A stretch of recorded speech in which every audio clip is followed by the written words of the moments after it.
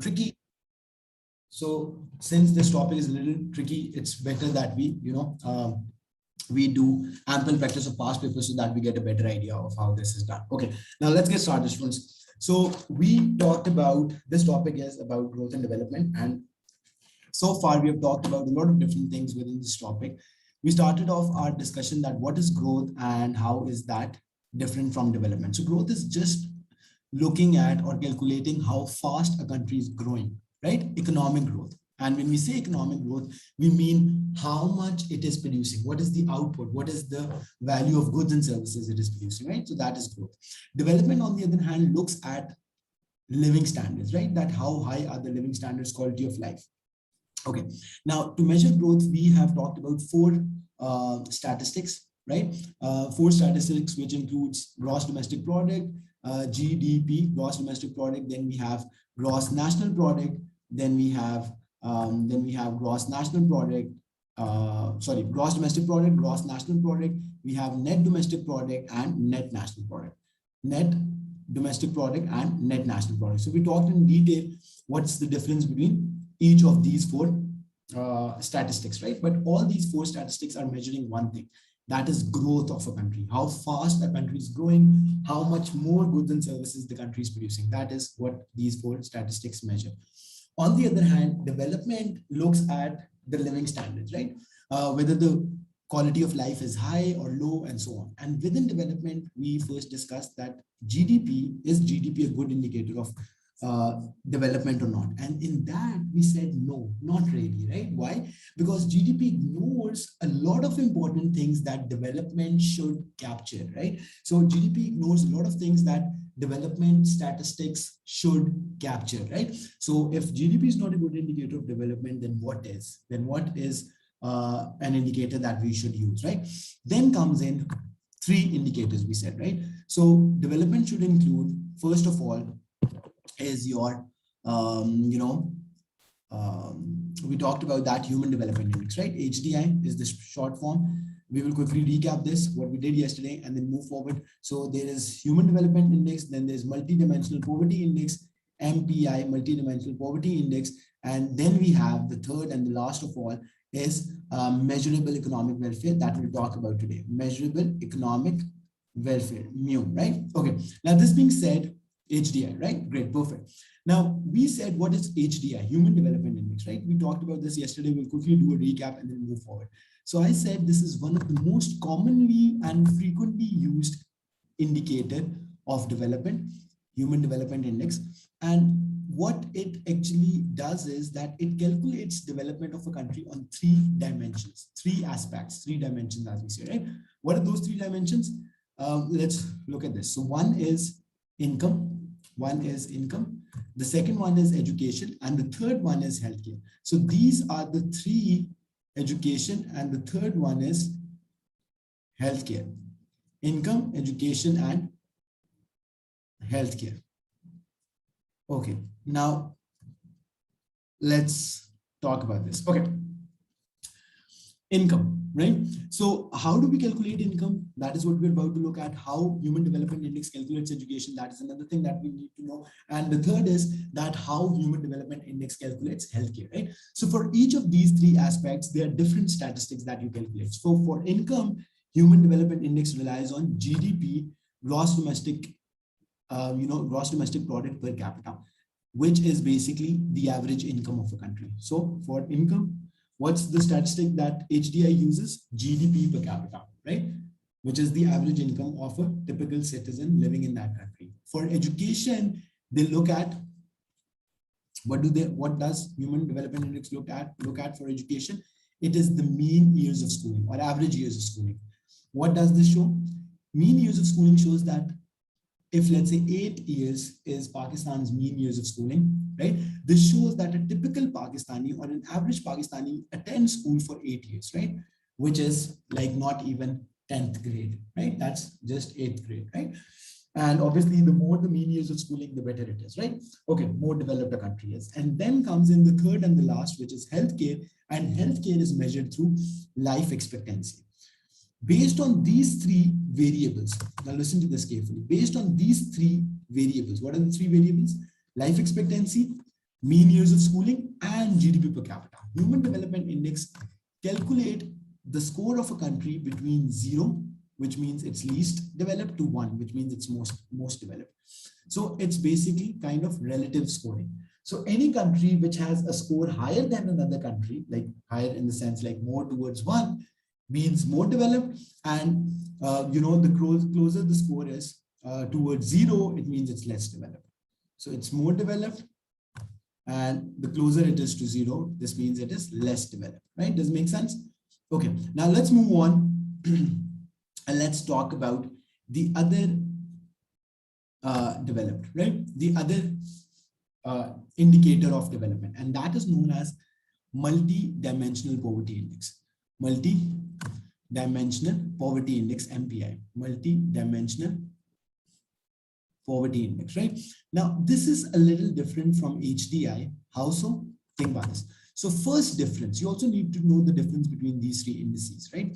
So the first difference between HDI and multi-dimensional poverty index, which we call MPI, is that MPI estimates the development of a country on, it estimates the development of a country on 3 bases, but those bases include living standards, education, and healthcare. Whereas HDI looks at income, education, and healthcare. So 2 dimensions are same, but 1 dimension is different. So in HDI, you look at income, whereas in multidimensional poverty index, you look at living standards. The remaining 2 dimensions or aspects are same.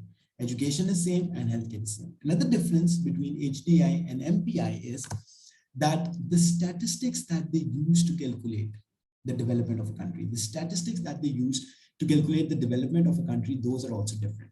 Okay. How so? In living standards, you have 6 statistics. What are those? Percentage of population that has access to electricity.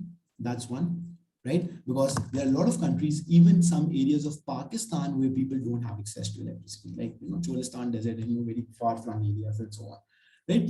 Another statistic within living standards is percentage of people who have access to proper sanitation facilities, right? So that's another thing. Percentage of people in the country who have access to proper sanitation facilities. Then the third is people who have access to clean drinking water, right? That's another very basic necessity. Clean drinking water. Clean drinking water. Okay, what's next? Okay, then you have electricity, proper sanitation, clean drinking water, cooking fuel. What type of cooking fuel is used in the country, right? Is it proper fuel in the sense that is it gas or is it biodung and things like that, which are used in rural areas and so on, right? So cooking fuel, then it includes asset ownership, right? So what is the average asset ownership amongst citizens? Do they own a car? Do they own a television? Like, things very basic, not even a car, something very basic. And the sixth and the last statistic of living standard is the, quality of housing. What type of housing, facilities are available to the citizens in a country, right? So quality of housing. So these are the 6 statistics that you include within the living standards for calculating multidimensional poverty index. Does it make sense? What will proper definition for these indicators? Right, and so think about this. So as part of our syllabus, we just need to know that what are these indicators? You don't really need to know how to calculate it. Are you getting me? Because think about this. I mean, a lot of times, first of all, it's not part of a syllabus that how exactly these are calculated. And for that reason, you also do not need to know exact definition, right? But you're getting a clear idea from these statistics that they are looking at living standard within multidimensional poverty index is looking at people's access to basic conditions, basic facilities or necessities of life, right? So all of these are very basic necessities and facilities, right? Are you getting me? So and also if you are interested in knowing the definition, so definition would be as simple as that what percentage of population in Pakistan's population has access to electricity, right? So that is what you need to calculate. How many people or what percentage of our population have access to proper sanitation, right? How many people have access to clean drinking water, and so on and so forth. Does it make sense? Okay. Now, for the education, what you need to know is that there are two statistics that you look at. One is the same that we used in HDI, which is average years of schooling, average years of schooling, right? Average years of schooling, and the second is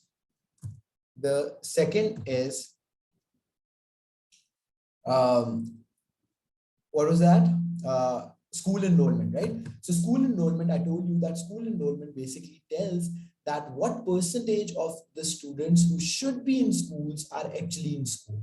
School enrollment calculates percentage of who goes to school. Exactly, school attendance and school enrollment. Very good, excellent, right? So school enrollment tells you that what percentage of the students who should be in school are actually in school, right? So if let's say 40% is Pakistan school enrollment, this means that out of 100 children on average who should be in schools, only 40 kids go to school and the remaining 60 are not in school. They're out of school, right? They don't go to school, right? Okay. And the third and the last type, which is healthcare. In healthcare, you have two statistics. The first one is child mortality. Child mortality shows that what percentage of newborns do not survive. Child mortality, we call that, right? Mortality. And the second is child mortality, and the second is malnourishment, percentage of people in Pakistan who are malnourished, right? Malnourishment, right? So these are the two malnutrition, malnourishment, exactly, right? So these are the two statistics that you use within healthcare. Is this simple? Are we clear? Are we good? Okay. Now, this was multi-dimensional poverty index. We good on this? Okay. Now we'll talk about the third and the last type, which is measurable economic welfare. Now, this is a tricky one, but I'm sure you will be able to understand measurable economic welfare. Another indicator of development, the third and the last type that we're about to do, is measurable economic welfare, MEW. Okay, now MEW, measurable economic welfare, takes a very unorthodox approach to calculate development. It takes a very unorthodox approach, very unusual approach to calculate development. How so? Let me tell you. Now think about this. If measurable economic welfare is used to calculate the development between Pakistan and India, right? So if measurable economic welfare is used to, calculate the development between two countries, India and Pakistan, what it will do is that first of all, it will start off with the GDP per capita of both the countries, right? So it will look at what is Pakistan's GDP per capita. I think in dollars, it is approximately per year a typical Pakistani earns $1,500 something, right? In India, it's a slightly higher. It is around 2,000, right? 2,000 or 2,200, right? So this is what is Pakistan and India's GDP per capita. Students, are you getting? Now, GDP per capita. Okay. Now, why is this, indicator starting off with GDP per capita? So what's the basis of using, GDP per capita? Think about this. As we said in one of our very early classes, that growth or income is important for development, right? So how much a typical Pakistani can afford per year and how much a typical Indian can afford per year, that is what would be shown by their GDP per capita. So that is shown by their GDP per capita. So that's why we are starting through GDP per capita. Any confusion so far, right? Students, are you getting me? So measurable economic welfare compares the country's development, and as the starting point, it takes both the countries, or if there are more countries, obviously, then more. It takes every country's GDP per capita, right? Then what does it do? What does it do after that? Then it looks at all positive and negative things that, all good and bad things that affect the quality of life in a country. I'll give you some examples. After knowing the GDP per capita of the countries for which you have to calculate measurable economic welfare, the next step is to identify all good and negative things in a country, all good and negative things, all good and negative things in a country that affect that affect the living standard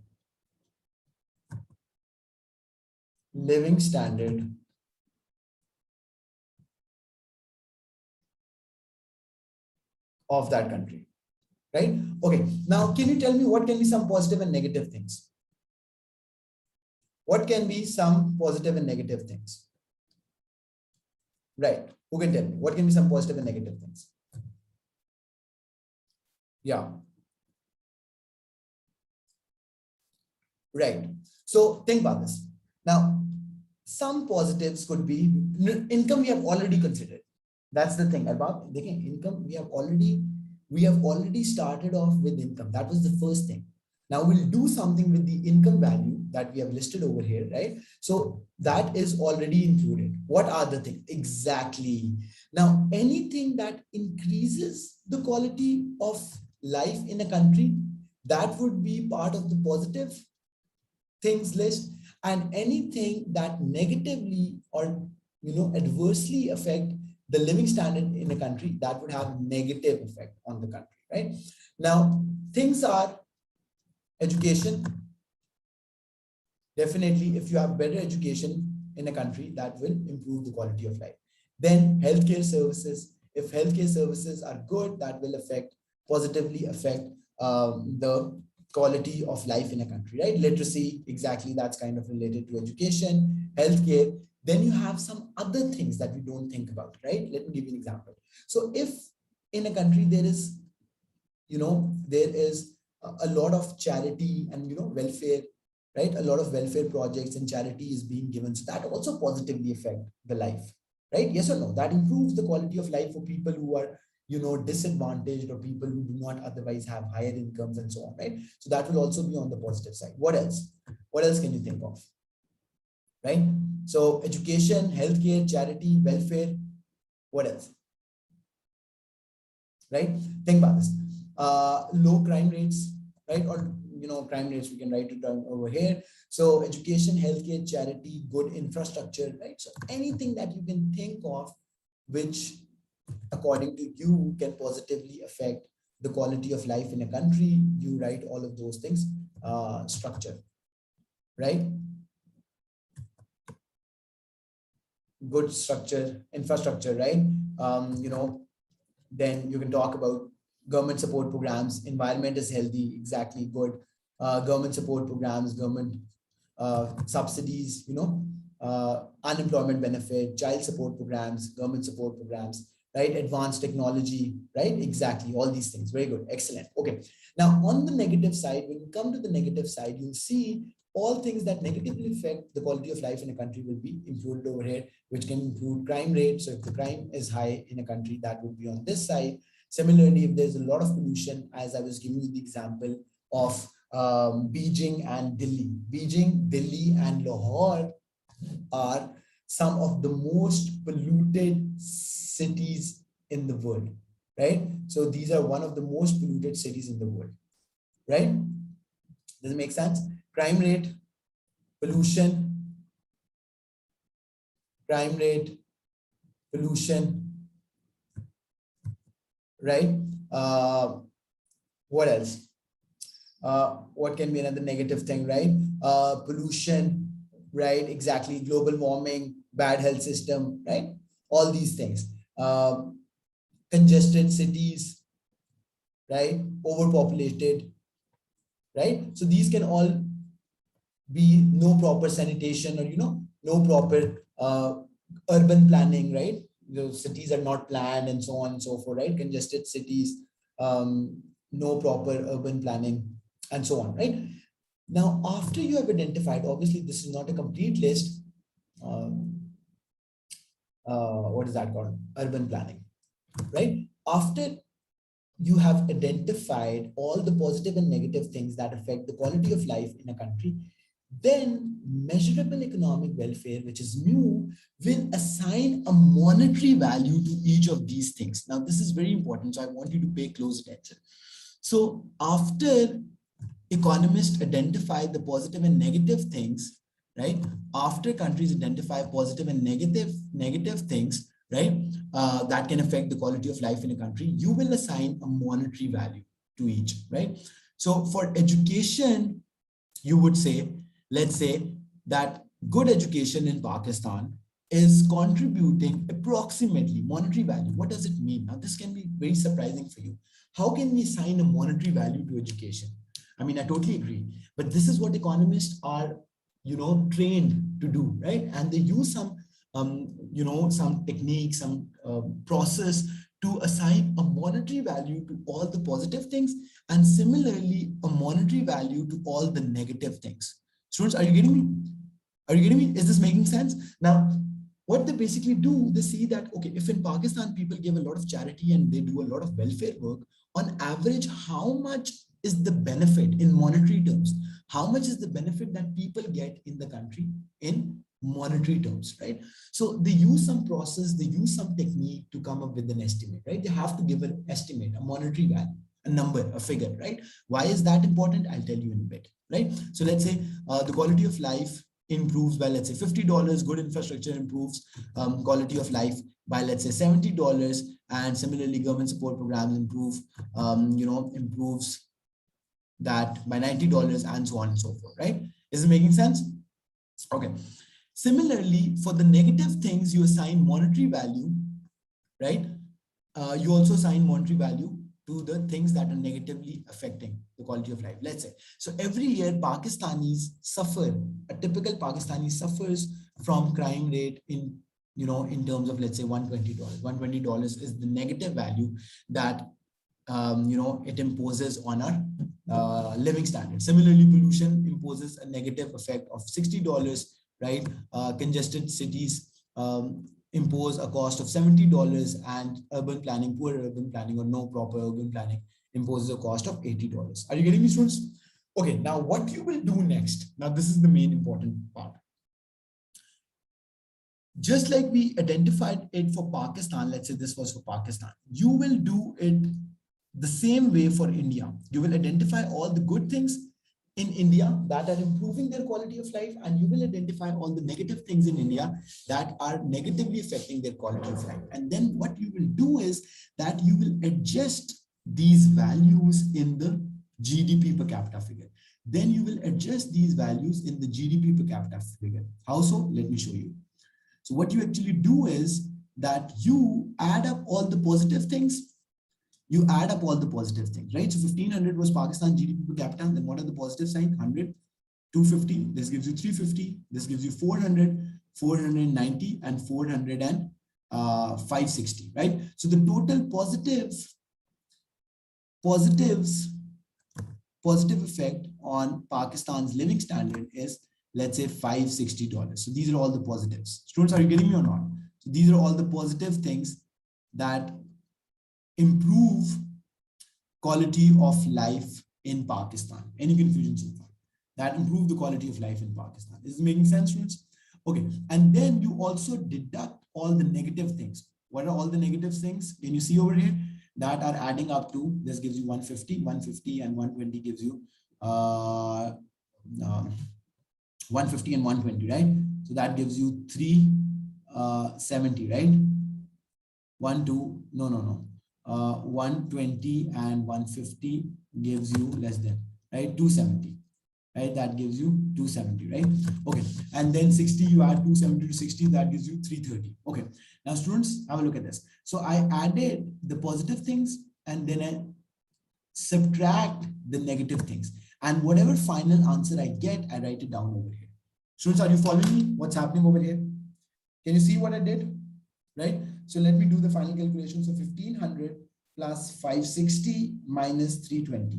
So that gives you the final GDP per capita of Pakistan equals to 1740. How much is that? 17,174,1740. Is this clear? Is this simple, right? Okay. Now moving forward, Arbab, is this making sense? Similarly, for the India, you will do the same exercise. For the India, you'll see what are all the things that positively affect the quality of life in India. Let's say those are equal to $500. And what are all the things that negatively affect the quality of life in India? Let's say those are equal to $400, right? So whatever final answer you get is, let's say, 700, 100. So that gives you a total of 2,300. Are you getting me? So this final answer that you get is known as your measurable economic welfare, or as we say, mu, right? So that is your measurable economic welfare, which is known as mu. And what it actually shows is that India's living standards are higher than that of Pakistan. India's living standards, right? Sure. India's living standards are higher than that of Pakistan. This one or the other one? This one we're talking about, right? So India's living standards are higher than Pakistan. Why? Because their measurable economic welfare value is greater than that of Pakistan. Students, are you getting me? So what is the benefit of using calculations? Now you will tell me. Students, so we did not use any monetary values in the previous two calculations, in the previous two indicators. Neither we used it in Human Development Index, neither we used it in measurable economic, neither we used it in Human Development Index, neither we used it in multidimensional poverty index. So what's the reason of using monetary values in measurable economic welfare? Who can tell me? Can you tell me, can you make a guess?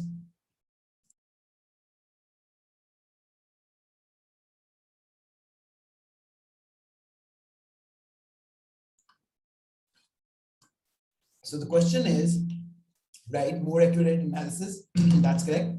Right. So about the question was that, think about this. In Human Development Index, it's not a monetary value. Human Development Index scores countries between 0 to 1, right? So technically, it's not a monetary value, right? The bigger the score, the more it is towards 1, the more developed it is, right? Right? And the more closer it is towards 0, it's least developed, right? It's as simple as that. But it's ranking. It's basically ranking, right? So it's not a monetary value that you give in Human Development Index, right? Okay. Then similarly for multidimensional poverty index, again, what you do is that you rank countries in different categories: less developed, right? Developing, right? Less developed, developing, and so on, right? So you are putting them in different categories. But again, you are not calculating a specific value. Less developing, less developed, developing, and so on, right? Developing,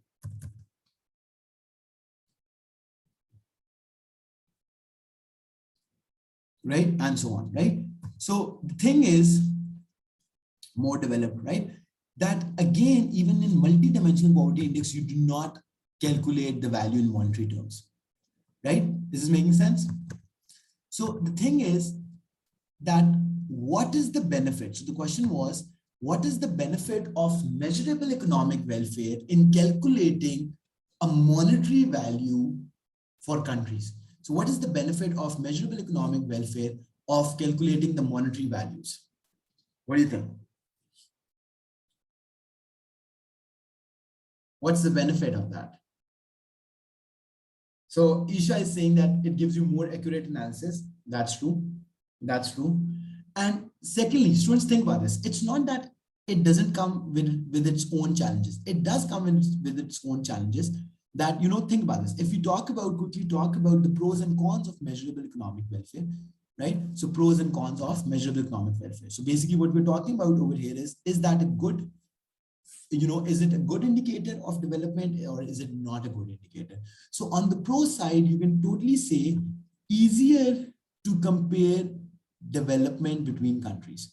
Easier to compare. How so? Who can answer this? Because think about this, when there is something monetary, in monetary terms, you can tell right? You can much easily compare. How so? Let me tell you. Easy to compare level of development between countries. Easier to compare level of development, level of development between countries. Students, are you getting me? So think about this. How so? Let me give you an example. If let's say one country has mu value of $1,000, above, listen to this carefully. Let's say there's a country A with mu value of $1,000 and there's another country with mu value of let's say $2,000. So can I say that country B is twice as developed as country A? Can I say that? If one country has MEW, measurable economic welfare value of $1,000 and the other one has $2,000, can I say that country B is twice as developed as A? Would that make sense to you then? And the answer to that is yes. Yes, you can say that. But in HDI, think about this. In HDI, you can't really compare. You can't really compare. So if one country has a value of 0.4 and the other country has a value of 0.8, I mean, it's still, you can't say double because we do not know what the unit is, right? We don't know what the unit is. So we can't say that this country B is twice as developed as A because we do not know what unit is this. What is 0.8? It has no value. But in measurable economic welfare, there's a completely, there's a specific unit value associated with that. That's dollars or something. Is this making sense? Right? So that is why I said that it's easier to compare the level of development between countries in measurable economic welfare compared to other two statistics, other two indicators. Okay, so that's the first advantage. But on the disadvantage side, think about this. Can you think of any disadvantage? So what can be some what can be some problems for calculation of measurable economic welfare? What can be some challenges, to put it in another way? What do you think? Right? So difficult, now listen to this carefully, difficult to identify all things that, or difficult to identify all things that positively or negatively affect the quality of life in a country. All positive and negative things that affect things that affect quality of life in a country. Don't you think this is true? Right? So just imagine, how would you identify all possible affect quality of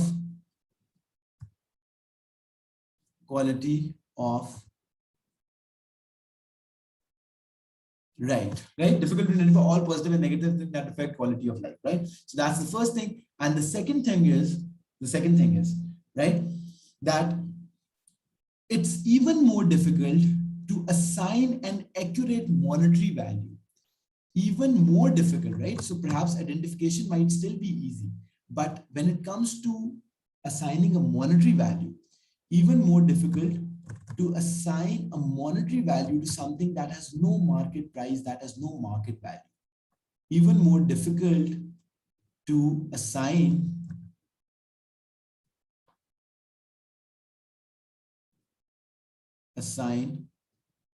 a monetary value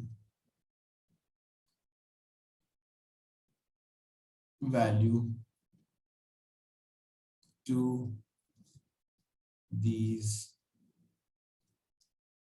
things, right? Does it make sense? Is it simple, right? Can be time consuming. Yeah, Isha, time consuming definitely can be very difficult to calculate, difficult to even obtain data. Yeah, that's a very good point, right? So another very important thing, think about this. So for every country, you cannot perhaps get the data accurate. Data is a big thing, right? So think about this. In Pakistan, what is the crime rate? I mean, a lot of crimes are not even reported in Pakistan. Yes or no? Similarly, how much exactly is the pollution in Pakistan? Perhaps can be very difficult because you do not have any accurate statistics. In some countries, you might be able to find statistics, but in some countries, you might not. Are you getting me? So, I mean, it's always very difficult to accurately to obtain accurate data or to even find data in the first place. Difficult to gather data. Easy. Are we good on this? Right? Is everything clear? Okay. Okay. Any other confusion? Anything that's not clear? Right? So students, let's sum this up. Now, the type of questions that are generally asked. Now, let me give you a quick hint of what type of questions are asked on the exam related to this topic, and then in the next class we'll do some practice questions, right? And Isha, you asked me about liquidity traps. So there are some small topics that we're left with. Liquidity trap is one. We will do it. It should not take us a lot of time. These are very small concepts, right? Liquidity trap is one. Phillips curve is another, right? And then I will go over the syllabus over the weekend and see if there's any other topic that we have missed out. So we'll do that in the next class as well, right? But coming to this topic, growth and development, the type of question that they ask, let me quickly show you, right? So let me quickly show you instead of explaining you how that works, right? So can you see my screen? Can you see the question? Okay. Now, these are the type of questions that are asked regarding growth and development. Consider whether the main cause of economic growth is increase in population and hence in labor supply, right? So it's talking about what's the main thing that contribute to economic growth, right? And in the B part, it says, do you agree that a country should try to increase its rate of economic growth? So basically, B part is asking about the pros and cons of economic growth, right? So think about this, students. Have a look at this. Read the question again. A part says, consider the main causes of economic growth. Consider whether the main cause of economic growth is an increase in population and hence in labor supply. So what it basically means that the main cause of growth is population and labor supply. Is this the main cause of growth in a country, right? So in A part, you have to talk about the main cause. What is the main factor that contributes to economic growth in a country? And in the B part, it says pros and cons, right? So A part was talking about causes of growth, like what actually leads to economic growth. So for that, you need to talk about this factor and other factors, right? So yes, one factor can be increase in labor supply, because think about this. How did India and China grow, right? India and China both have one of the largest populations in the world, and their labor is so cheap, because when labor supply is more, what happens? The labor is so cheap that other countries want to produce in your country. And that is exactly what is happening in China and India right now, right? So a lot of American companies have set up their production plants in China and India because it's much cheaper to produce in India rather than other countries. But then what can be other causes of economic growth? So that can include discovery of natural resources, right? That can include better infrastructure, that can include things like more supportive government policies that favor growth and so on and so forth, right? So this was A part. And quickly to tell you what B part was asking, right? B part said, do you agree that a country should try to increase its rate of economic growth? So what it's asking basically, that is it always beneficial for a country like to increase its economic growth? So on the one hand, you will talk about advantages like it increases employment, it increases the quality of life, it increases income of the people and so on. But then there are some disadvantages like more workload, people are more stressed out, they work on average more longer hours every day, which means that their health will be affected, there will be more diseases, there can be more pollution when there's more construction and all production taking place, there will definitely be more pollution in the country and all these things, right? So this is what the B part is talking about. But tomorrow we don't have a class. I'll tell you if I can manage time over the weekend. And then on, whenever we have the next class, what we'll do is we will quickly do the smaller topics, Phillips curve and this liquidity trap.